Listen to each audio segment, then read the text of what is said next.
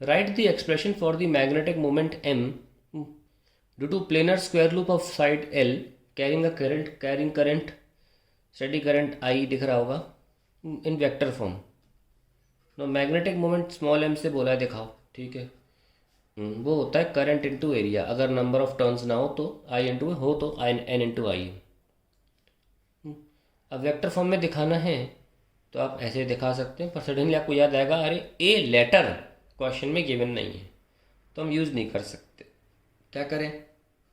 Current तो given है, current I तो यूज़ कर सकते हैं, तो आप एल स्क्वायर लिखोगे क्योंकि इसका एरिया एल है, मतलब साइड एल है तो एल स्क्वायर एरिया हो जाएगा। जैसे ही आप एल स्क्वायर लिखोगे आप लोग अरे अब मैं वेक्टर फॉर्म में कैसे लिखूँ, स्क्वायर पे तो वेक्टर लगा नहीं सकते, तो अपनी मर्जी से क्या लिखोगे, क्योंकि करंट क्लॉकवाइज है। क्लॉकवाइज करंट में क्या होता है, अंदर लेते हैं डायरेक्शन एरिया वेक्टर का, माइनस के cap. That is the answer to the question. Now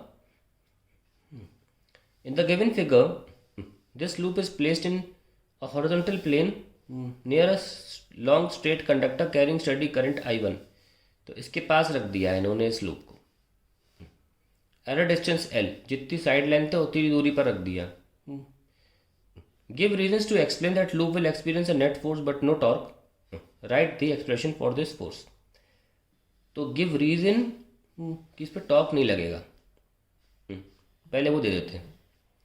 torque होता है एम क्रॉस बी, जिसको हम अभी सॉल्व कर चुके हैं, आई एल स्क्वायर माइनस के कैप। अब मैग्नेटिक फील्ड किसकी होती, खुद की थोड़ी ना होती, बाजू में जो वायर रखा है उसकी होगी, तो उसको निकालने के लिए एक लकीर खींचो, अंदर ले आओ। तो जहाँ लेकर आए बाट सवाट ले लगाओ, कैसा आई, क्लॉकवाइज। क्लॉकवाइज मतलब मैग्नेटिक फील्ड कहाँ होगी, अंदर। तो आप बोल सकते हो कि इस स्ट्रेट वायर की वजह से किसी भी दूरी पर, से एक्स की दूरी पर, जो मैग्नेटिक फील्ड होगी वो कितनी होगी, के I1 बाय एक्स 2, और अंदर है तो माइनस का के कैप, तो आंसर आ जाएगा 0।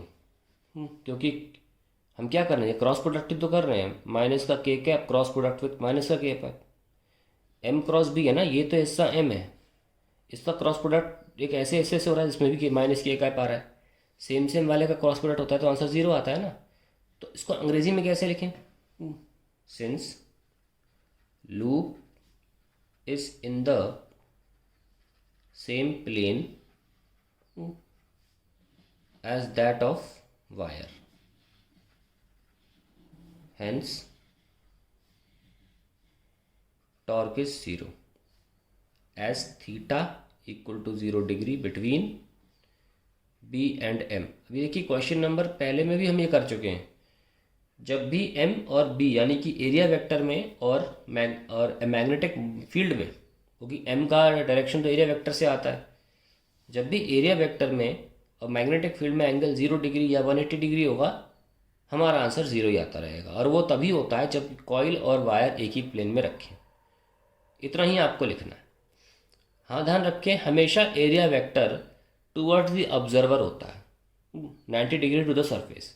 बट मैग्नेटिक फील्ड के चैप्टर में क्लॉकवाइज करंट की वजह से एरिया वेक्टर अंदर होता है और एंटी क्लॉकवाइज करंट में बाहर होता है। यहाँ पे एरिया वेक्टर अंदर की तरफ लिया है क्योंकि करंट क्लॉकवाइज है, तो मैग्नेटिक मोमेंट की डायरेक्शन अंदर हो गई। और हमने देखा magnetic field to current I भी अंदर है, तो थीटा 0 था इसलिए मैंने लिख भी दिया। तो आंसर आ गया हमारा इस पार्ट का। Right the expression for this force. Force तो 0 नहीं है, क्यों, क्योंकि एक साइड उसकी वायर के पास है, एक साइड वायर से दूर है। हमने बोला था ये वाली वायर, ये वाली जो है, ये एक दूसरे को कैंसिल कर देंगे, फोर्स लेफ्ट और राइट ऐसे जो भी होगा कैंसिल हो जाएगा। We are only concern with this side and this side, तो let's name the sides A B C D। तो हम जानते हैं कि F A B ज़्यादा होगा क्योंकि पास में है, greater than F C D। सो F आ जाएगा F A B minus F C D। ना दो वायर्स के बीच का फोर्स तुमको पता है, अभी पहले ही निकाला था एक आध क्वेश्चन में। आइए देखते हैं क्या फॉर्मूला क्या है और डायरेक्शन क्या है। देखो ए बी और ए बी कैसे हैं, पैरेलल हैं, तो ये ऊपर की तरफ होगा, टॉप टूवर्ड्स अबव, क्योंकि अट्रैक्टिव होता है ना, दो वायर्स जब पैरेलल होते हैं। फॉर्मूला है 2k I1 और I, इसमें I1 इसमें I है, डिस्टेंस कितना है L और लेंथ कितनी है वो भी L है, माइनस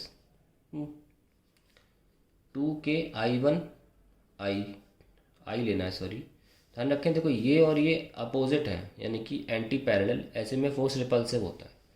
तो ये वाला इधर की तरफ होगा, ये वाला इधर की तरफ, इसलिए माइनस पहले ही कर दिया। ये दूर है, डिस्टेंस दूर होने की वजह से फोर्स कम होगा। I1 I अपॉन डिस्टेंस कितना है यहाँ से 2L और इसकी भी लेंथ L है। क्या आंसर आया भाई? ये cancel 2k I1 I minus ये 2 कैंसिल k I1 I, तो क्या बचा k I1 I। That is the answer to the question. मिल गया 3 नंबर।